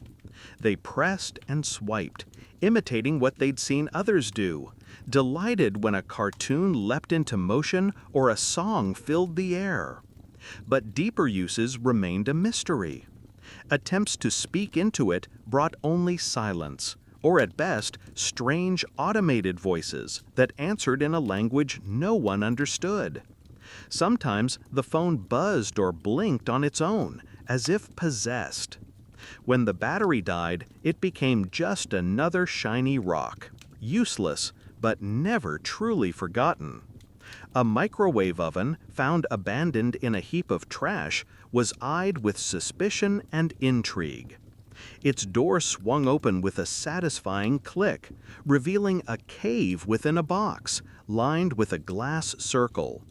The buttons outside tempted curious fingers, and after watching city dwellers use similar machines, they began to experiment. The first attempt was cautious. A scrap of bread placed inside, the door slammed shut, and buttons pressed at random. The sudden hum and spinning motion drew gasps, and when the bread emerged warm and fragrant, it felt like a victory over the city's mysteries. Emboldened, they tried more. A cup of water, some fruit, even a pebble, which soon sparked and hissed, teaching a lesson about what should never go inside. The microwave became a kind of fire, controlled, secret, and best used only when no one was watching. A stove, heavier and more intimidating, became an object of fascination.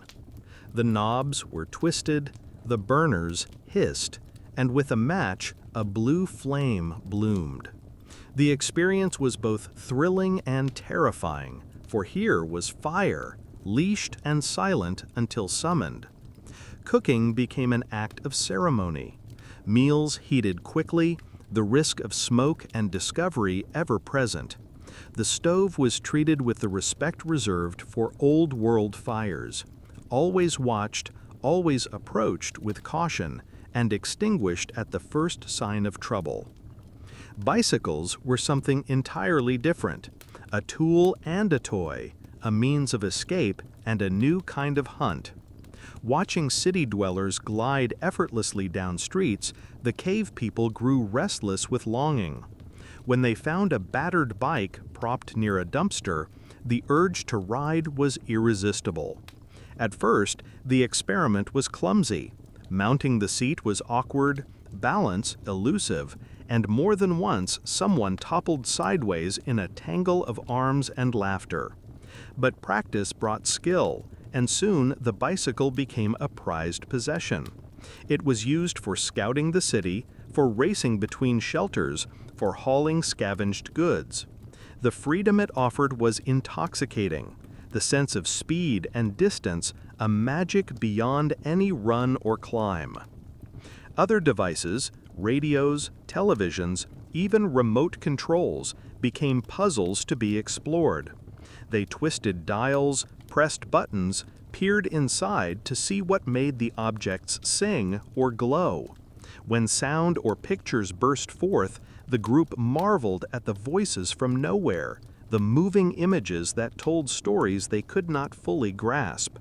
Some tried to talk back to these machines, convinced there must be a way to reach the people inside. Each success brought pride and delight, each failure a lesson. Technology was adopted not as it was intended, but as need and instinct allowed. The phone became a lantern, the microwave a fire, the bicycle a loyal companion on long scouting trips.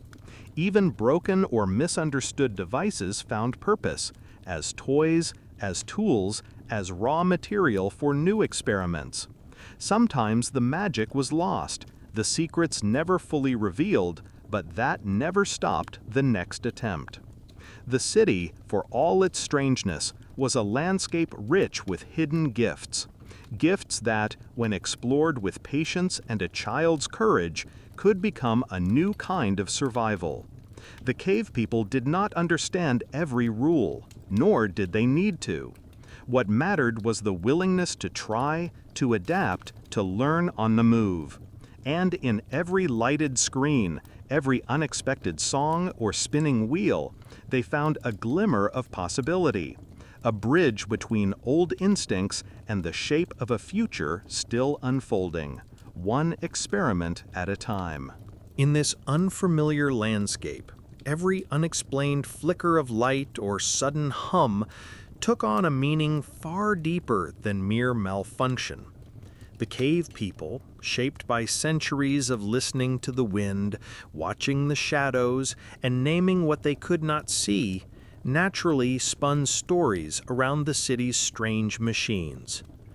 To them, these objects were not just technology, they were alive with the presence of unseen spirits and unpredictable powers, capable of both wonder and danger.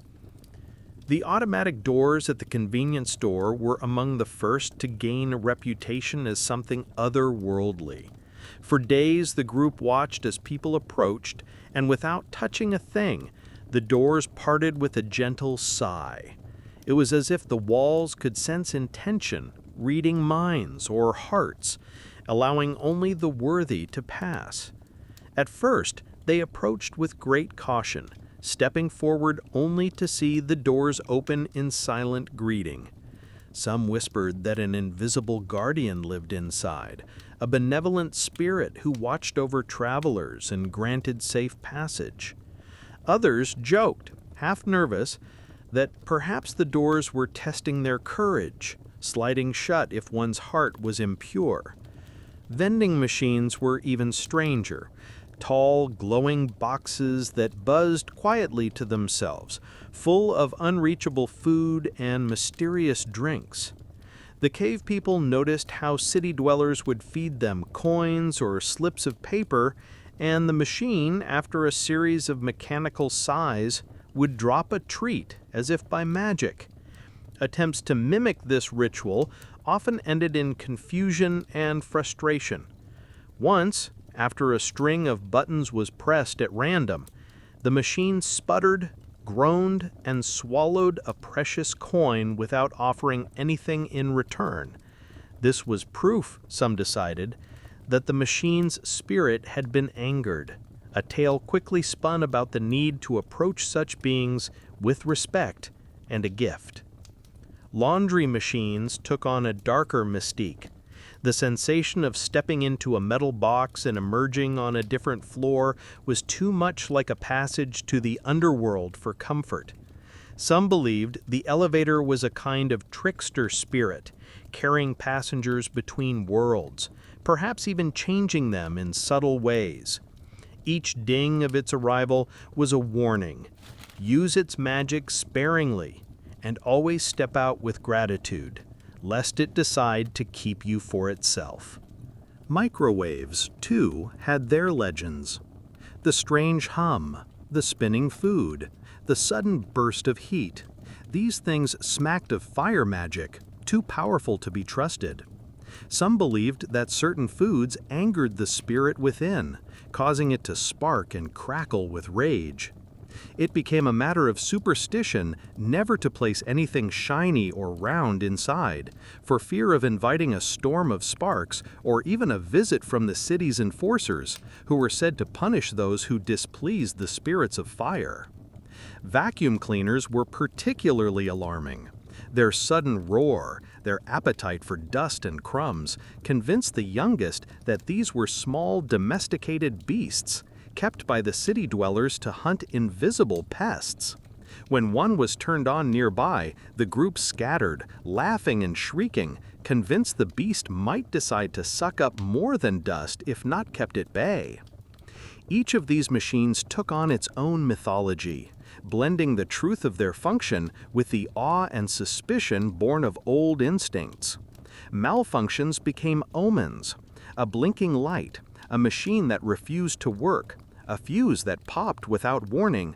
Each was read as a message or warning from the spirits of the new world. Sometimes rituals developed: patting a device before use, whispering a greeting to the elevator, never speaking ill of a microwave or fridge in its presence. Amid the fears and mysteries, there was also laughter. Stories of a toaster that burned bread into mysterious shapes, of a refrigerator that sometimes hummed lullabies, of a doorbell that seemed to ring all by itself in the middle of the night. These became the material of inside jokes and late-night tales. Fear and wonder twined together, shaping a new set of beliefs for a new kind of home. In time, these myths softened the edge of the unknown. The city's machines, once so strange and frightening, became part of daily life, not as soulless tools, but as beings to be respected, outwitted, and sometimes even befriended. Through stories, the cave people carved meaning from confusion, taming the magic of the modern world with laughter, caution, and a willingness to believe in a little mystery. The longer the cave people remained in their patchwork shelter, the more the city began to shape them, molding old instincts into new habits that felt both familiar and alien. The rhythms of their days and nights no longer matched the sun and moon, but shifted to the heartbeat of the city itself, a constant throbbing background of lights, movement, and human invention. The rules of survival evolved with every passing hour, pushing them to adapt in ways their ancestors never imagined. One of the first changes was in their sense of territory. In the wild, boundaries were marked by scent and stone, a shared understanding of which caves, streams, and groves belonged to whom.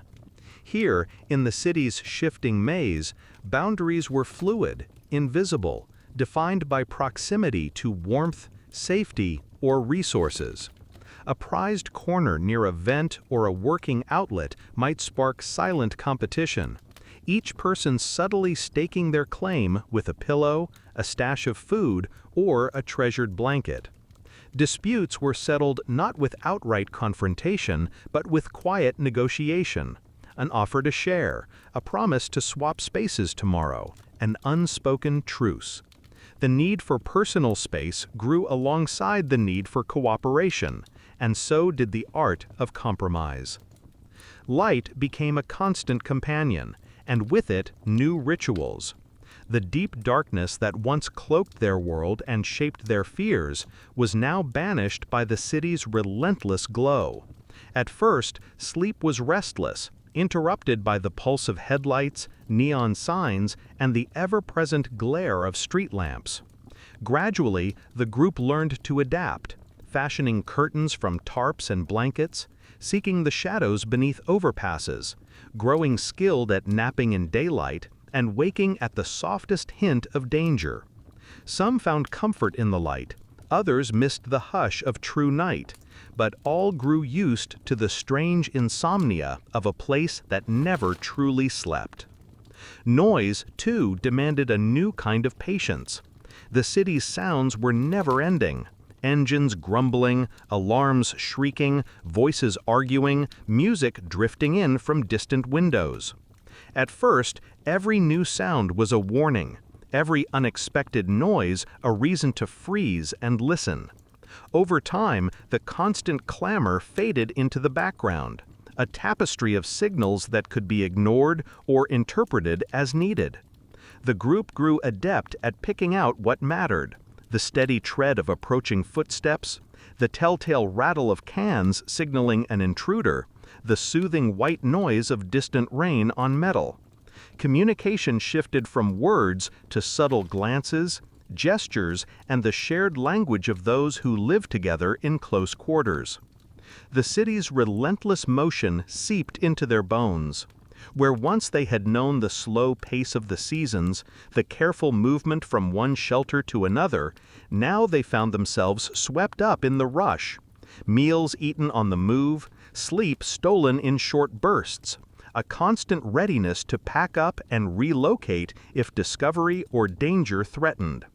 Adaptability became survival, and flexibility the new form of strength.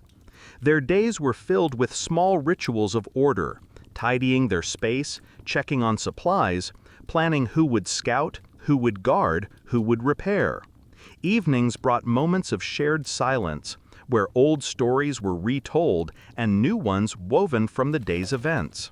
With every adjustment, something changed within them.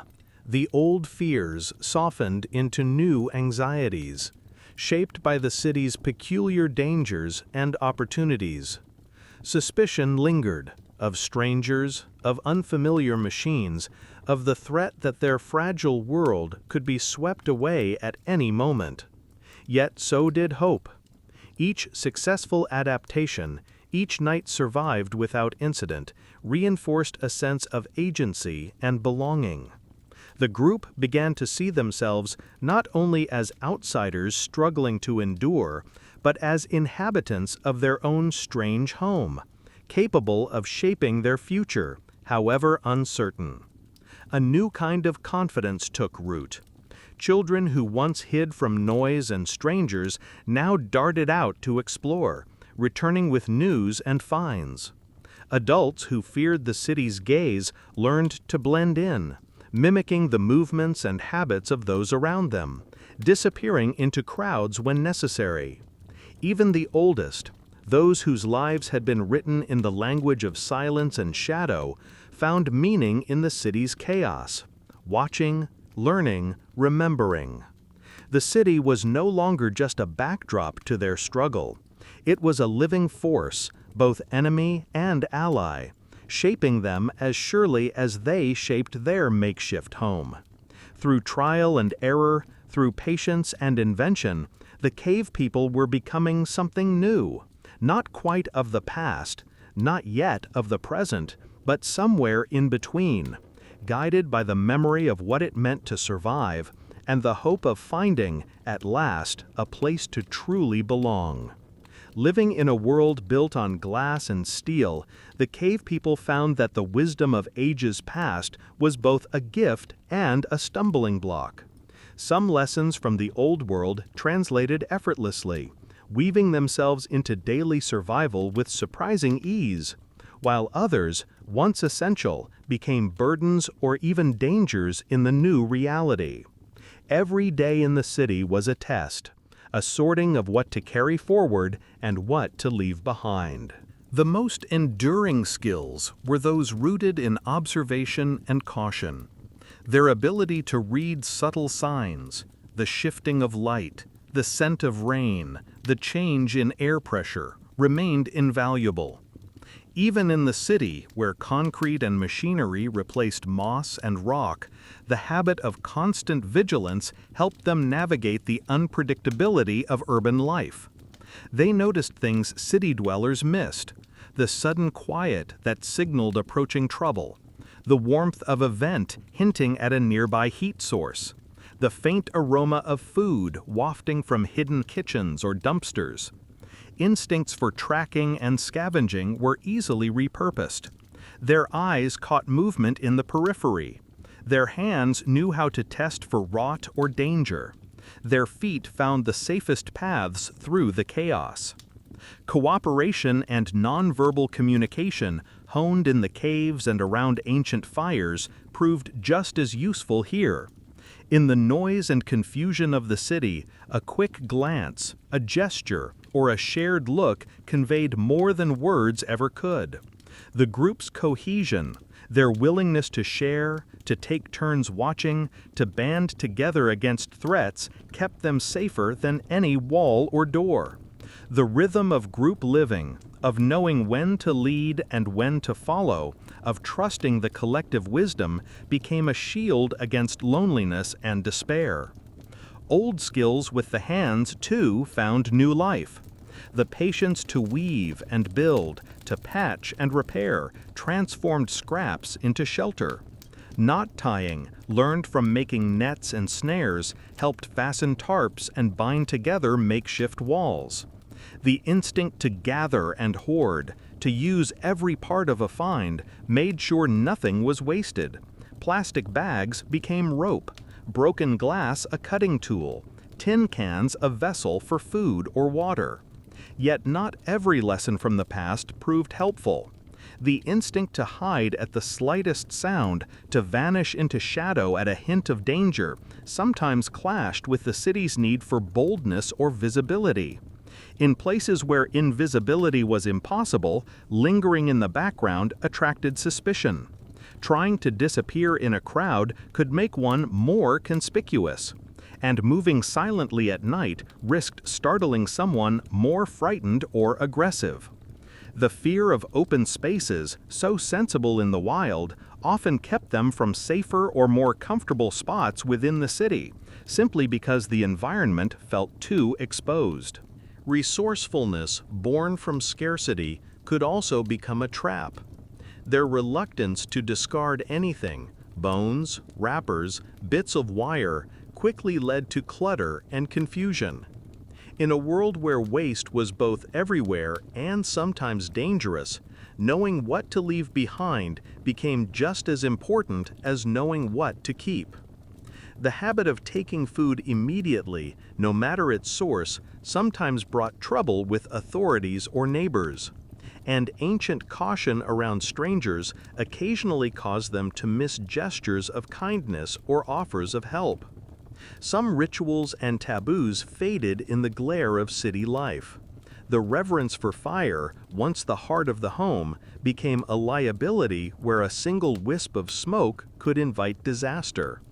Old methods of cooking, of cleaning wounds, of marking territory lost their purpose or were replaced by new, faster ways. Even the sense of time shifted.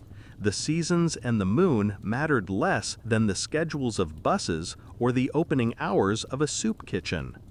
With each passing week, the group learned to filter their old wisdom, sifting it through the sieve of experience. The best of the past, their solidarity, patience, sharp senses, and adaptability became the backbone of their new lives. The rest, bit by bit, was let go. Fears that no longer protected, habits that no longer served, rituals that only made the world seem stranger. In the end, the journey was one of transformation, not abandonment. The city demanded change, but it also rewarded resilience. By carrying forward what was strongest and learning to release what weighed them down, the cave people found a way not just to survive, but to grow. Their past remained inside them, a quiet guide, but their future was being forged in every moment, every adaptation, every lesson learned under the neon sky. At first, their shelter was pure necessity, a patchwork of tarps, boxes, and salvaged furniture assembled in haste, focused only on warmth and protection. But as the days stretched into weeks, a subtle restlessness began to stir among the cave people. Even in the dimness of their improvised cave, surrounded by the unfamiliar growl of the city, the old desire to leave a mark, to make a space their own, awoke. Survival alone was not enough. They craved beauty, comfort, the sense that this temporary haven could be something more than a refuge from wind and rain. It began almost without thought. A child returned from an expedition clutching a handful of colored bottle caps, eyes shining with pride. The caps were pressed into gaps in the cardboard walls, forming a line of bright dots that glittered in the filtered sunlight. Someone else found a broken toy, a tiny plastic horse, and perched it on a ledge, a silent sentinel watching over their sleep. Gradually, more treasures appeared. The foil of candy wrappers twisted into tiny spirals, the patterned scraps of fabric rescued from dumpsters, even shards of colored glass that caught and refracted the light in surprising ways. Soon, the urge to decorate became a shared pursuit. Old spray cans, left behind by passing artists, became tools for transformation. Tentatively at first, then with growing confidence, they began to color the blank walls of their shelter. The first marks were simple: handprints, dots, crude symbols borrowed from memories of the caves. As courage grew, so did ambition. Spirals, animals, and fantastical shapes appeared, echoing the ancient urge to tell stories through images. Scenes of hunting and gathering mingled with visions of the city. Towers looming over forests, trains snaking beneath a painted moon, strange machines reimagined as gentle beasts. Even the arrangement of their belongings shifted, guided by new eyes for pattern and comfort. Blankets were layered in bold colors, cushions grouped for warmth and softness. Food cans stacked into neat pyramids that doubled as both storage and decoration. Found objects, mirrors, shiny spoons, scraps of ribbon were hung from string above the entrance, catching the wind and sending flickers of light through the space. What had been a fortress against the world now offered moments of surprise and delight, each detail a signal. This place is lived in, loved, and made by hand. In time, a kind of friendly competition emerged. Children vied to find the brightest, oddest treasures. Adults debated which patterns to paint, where to place the newest find. Disagreements were settled by laughter and compromise, by the simple joy of creation, in a world that so often seemed indifferent. Some tried weaving bits of plastic and wire into bracelets or necklaces, worn proudly as proof that even trash could become something beautiful. The process of beautifying their shelter became a way to reclaim dignity, to push back against the anonymity of the city. Visitors, other outsiders, sometimes sympathetic city dwellers, paused at the entrance, surprised by the bursts of color and the sense of welcome. It became a place where stories were told not just in words, but in every painted wall and carefully arranged relic. Evenings took on a new rhythm. By the flicker of battery lights and candles, they would gather to admire the day's editions, telling stories inspired by the shapes and colors around them. The city, for all its size and noise, receded for a little while, replaced by laughter and the quiet pride of having made something together. Their shelter, for all its patchwork awkwardness, now carried the unmistakable stamp of its inhabitants, a record of resilience, creativity, and the unbreakable human desire for beauty. Each mark, each decoration, was both a memory and a promise that even in the strangest of places, people will always find a way to make a home their own. For a time, the cave people moved almost like shadows, quiet, wary, determined not to draw attention in a city overflowing with eyes. Yet invisibility, even in a world as crowded and fast-moving as this one, could only last so long. Inevitably, the strange patterns of their daily life, their shelter patched with color and odd shapes, their unfamiliar rituals and habits drew the notice of the city's true inhabitants. And so a new kind of uncertainty crept in, one shaped not by rain or hunger, but by the unpredictable nature of human contact. At first, most city dwellers reacted with confusion or cautious distance. A few, passing by in the early morning or late at night, quickened their pace when they glimpsed the cave people huddled around a meal, or laughed uneasily at the painted walls and string of bottle caps shining in the gloom. Their clothing, their speech, their way of moving through the world, everything about these newcomers seemed out of place, almost performative, as if the city had suddenly sprouted a tribe from another time. Some passers-by exchanged whispers, guessing at origins. Were they actors, travelers, refugees, eccentrics playing at another life? It was easier, perhaps, to imagine a game than to face the reality of difference. Curiosity mingled with suspicion. Children, less afraid than their parents, sometimes wandered close, drawn by the colors and the strange treasures hanging from the shelter's entrance. They asked questions in rapid-fire bursts. Where are you from? What are you doing? Why do you live like this? But the cave people could only respond with smiles, gestures, or a few borrowed words, the language gap as wide as the centuries that separated their worlds. Some city kids, emboldened by their curiosity, traded small gifts, a chocolate bar, a sticker, a toy car, for shiny rocks or odd handmade trinkets. These exchanges, brief but genuine, brought flashes of joy and the fragile start of trust. Not all encounters were so gentle. There were nights when arguments erupted over territory or noise, when city dwellers, feeling threatened or annoyed, shouted warnings or hurled insults from the safety of the sidewalk. The unfamiliar habits of the cave people, gathering in groups at odd hours, cooking over makeshift stoves, sifting through trash for useful scraps, were seen by some as a nuisance, a break from the silent contract that kept the city's chaos at bay. Sometimes an official in a bright vest arrived, demanding explanations or threatening eviction, while neighbors stood watching from behind curtains, uncertain whether to offer help or call for stricter measures.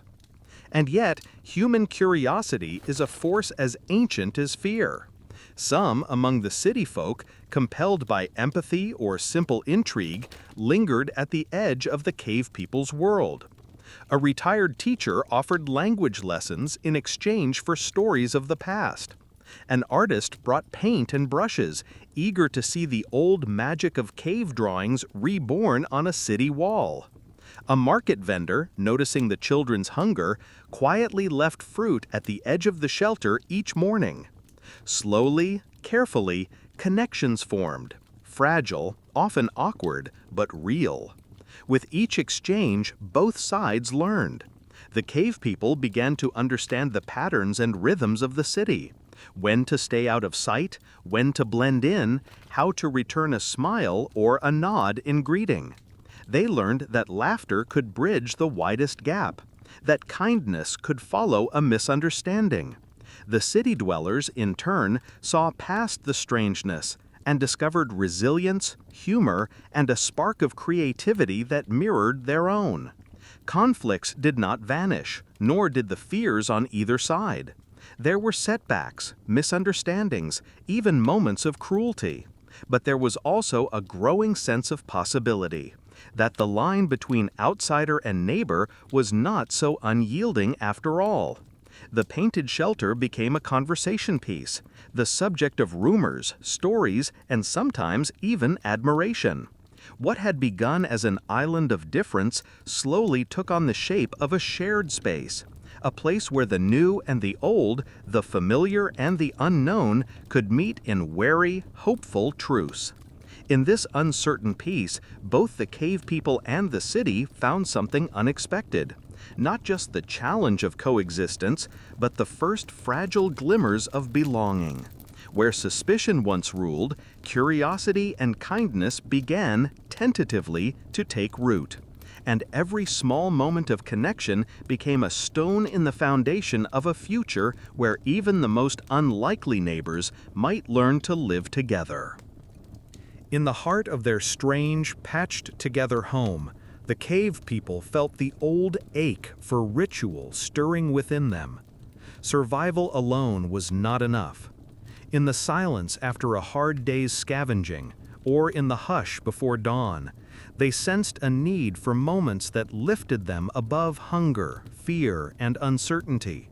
Moments that could bind them to each other, to their shelter, and even to the city that now shaped their lives.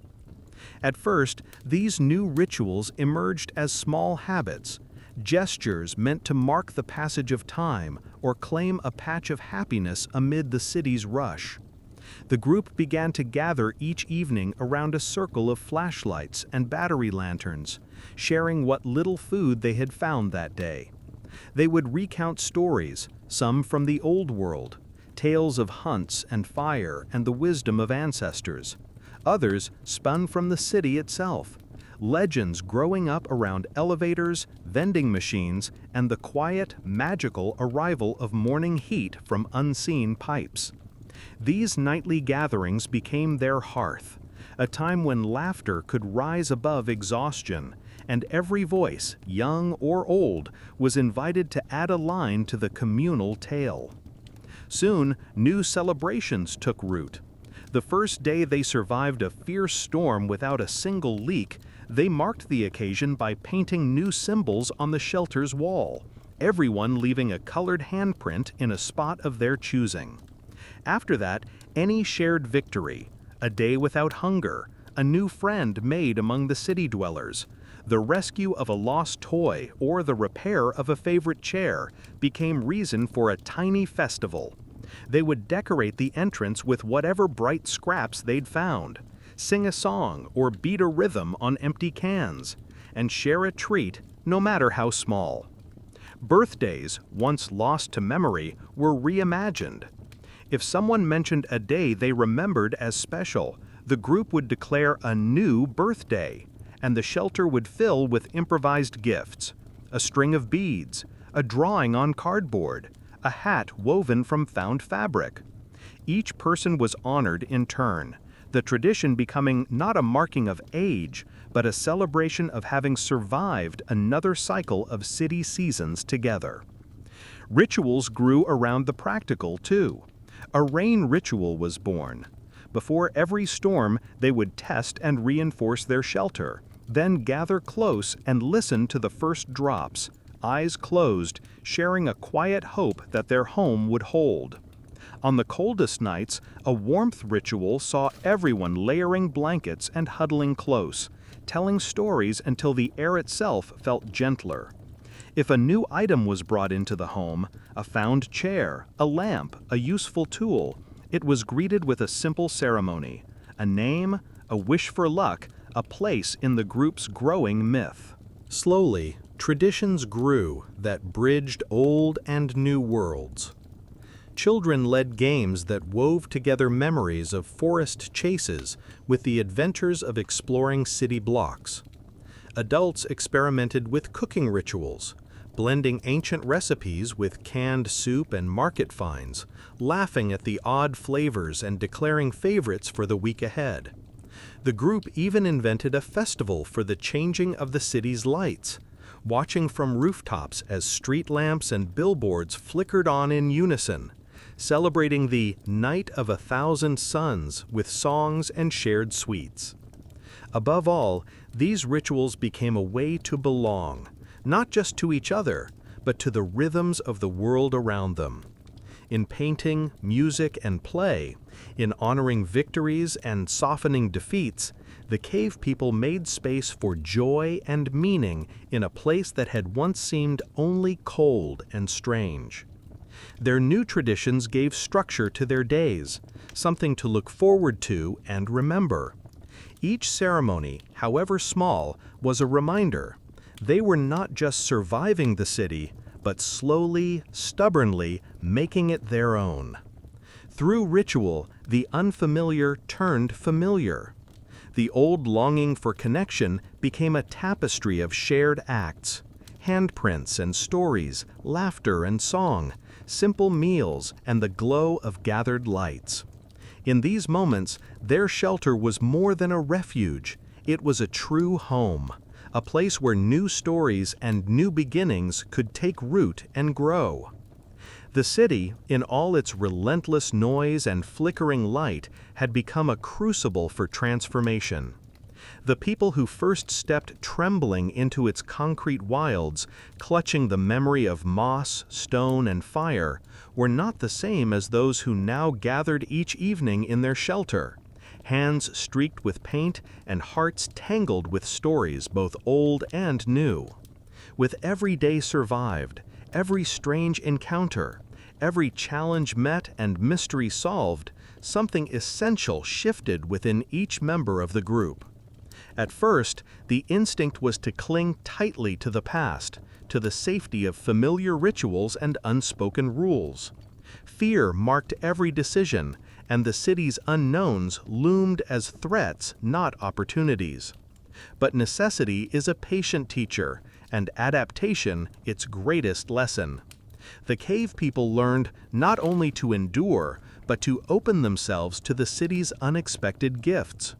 They discovered strengths they had never needed before: the ability to learn from those who were once strangers, to improvise with whatever the day offered, to find courage in moments of confusion and humor in small defeats. The family, once bound by blood and ancient tradition, grew broader and more fluid. Bonds formed around the shared work of survival and the fragile triumph of small joys, fixing a leak together, celebrating a scavenged feast, inventing a game to chase away the chill. Elders and children, once separated by strict roles, became partners in invention and play, wisdom moving both forward and back along the chain of experience. New members joined the group, other wanderers, outcasts, and kind city dwellers drawn in by curiosity or kindness. Each one bringing a thread of their own story, weaving the tapestry of community richer and wider. Inside, each person changed in ways they could not have foreseen. Caution and mistrust, born of lifetimes spent dodging danger, softened into watchfulness and discernment. Old fears lost their bite in the face of new victories. Those who once shunned the unknown now approached it with wary hope, willing to risk, to question, to laugh at mistakes and start again. The boundary between us and them, between cave people and city folk, grew blurrier with each shared smile, each successful exchange, each story retold with new meaning. Imagination blossomed where routine had once ruled. The urge to decorate, to celebrate, to make beauty from scraps and trash became not just a distraction, but a foundation for a new sense of self. No longer simply survivors, they became creators, artists, storytellers, builders of a different kind of home. The children especially came alive in this new world, their curiosity a guide for the entire group. They learned the city's rhythms faster than the adults, adopted its language, invented games and rituals that spanned the distance between ancient instinct and modern possibility. Yet, beneath all this newness, the roots of the past remained. The sense of togetherness, the value placed on sharing, the instinct to watch out for one another in the dark, all these survived, transformed but unbroken. The lessons learned from wind, fire, and stone did not vanish. They were simply reinterpreted, their wisdom flowing into new habits and traditions.